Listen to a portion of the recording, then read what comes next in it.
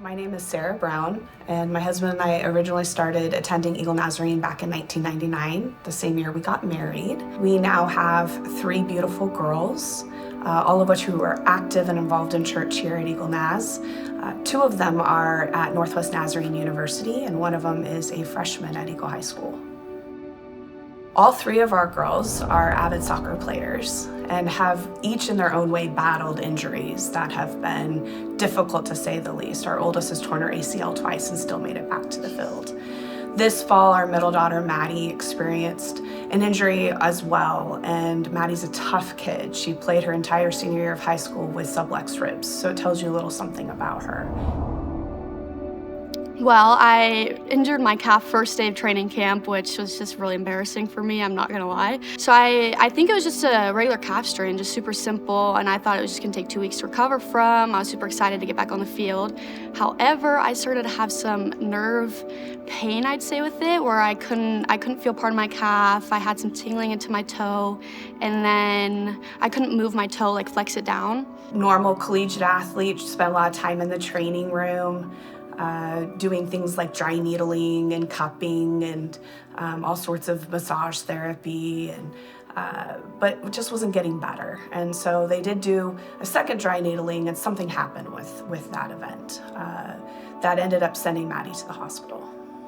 At first, Maddie ended up at Nampa at the hospital, and there after the second dry needling, there was some discoloration. My whole left side was going numb, like I couldn't move it. There was cold and hot sensations, and the temperature change was just so drastic. They wanted to make sure that circulation was right and something bigger wasn't going on there, and ended up sending her home, telling her just to treat it with ibuprofen and Tylenol, but it just didn't get better. And so 2 days later, she ended up in the hospital again. This time they did the full head to toe MRIs, CT scans, lumbar punctures, the whole 9 yards, and ended up admitting her to the hospital. She would have these breakout pain sessions that would leave her crying out for help, asking me to have her leg removed, just in extreme pain. It actually caused my whole left side of my body to go into what we think is called F&D, where your brain just doesn't like how something happens, so it kind of turns off in a way. Through all the different testing and all the diagnostics, constantly taking her blood, Maddie was just coming back with nothing. Everything was clean. That was what we were being left with. And so here as we're in the hospital and these days are going on, we start talking about the idea of now where do we go with this? Because Maddie is not walking. She's in a wheelchair. She's not able to take care of herself fully in that way. She needed a lot of help. I talked about the idea that Maddie had these breakout pain sessions, but there was a couple of them in particular that really were pivotal to the story here. When someone's in pain, you watch their body kind of contract and get really tense, and her body's tight, and she's really got her eyes closed, and she's just really struggling to deal with the pain. And then all of a sudden, Maddie starts talking to somebody, and it's visible. Her eyes are closed, and she's kind of going, okay, and carrying on a conversation. And I was like, Maddie, who are you talking to? And she says, well, I'm talking to Jesus. He's here. He's saying, I'm sorry you have to go through this, but I need you to. I will heal you, just not yet. And then she goes on to say that Jesus tells her why she has to go through this. And I said, Maddie, can you tell me why? And she says, nope, you're just gonna have to trust him, and you're gonna have to trust me.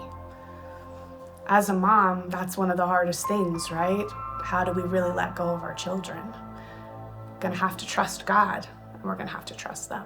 This last pain episode, Maddie had already had a dose of pain medication, and so when we were asking for more, because she could feel the pain coming on, they said, we can't give you more.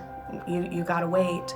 We were really looking to avoid any IV meds, because IV meds meant we couldn't go home. Maddie's again visibly in pain, and when the nurse told her, you're just gonna have to wait, she said, okay, I can do this. I can get through this. And so pain situation kept going on for about an hour, and during this time, there were times where Maddie said, okay, Mom, this is where you pray over me. And I would pray over her. And then she would say, okay, Mom, this is where you're quiet. And I would just be quiet and just try to comfort her with touching her hair. And then there were times where she said, okay, Mom, this is where you distract me. And we had a big conversation about some books she's been reading and the characters and the plot. And she told me about them in detail. And then all of a sudden, out of nowhere, this calm came over Maddie. And it was just this peace. And she was no longer in pain. Her entire body demeanor changed just in a second. And she would be calm for a little bit.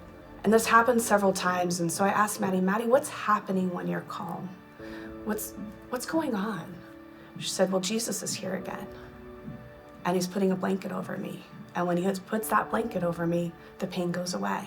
It was as if in these moments, Jesus was giving her the strength and the break to get through this session that she was going through.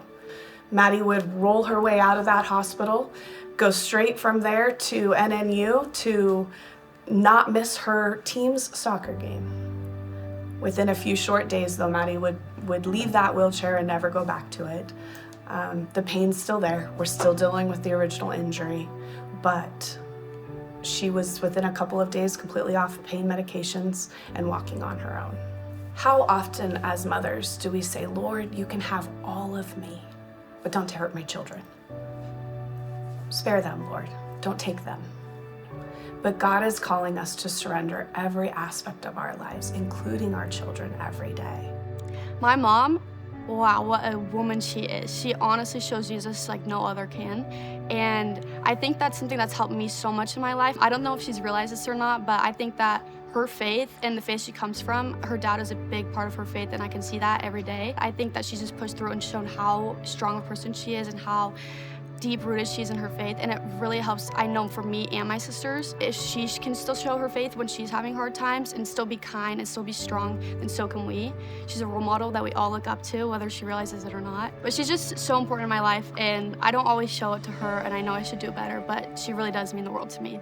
I don't remember much from the hospital or much from directly after it, but I know she was there every step of the way. I know she's holding my hand, she was comforting me, she's giving me Dutch bros, and I know she's praying for me, which means so much. So she's great, I love her.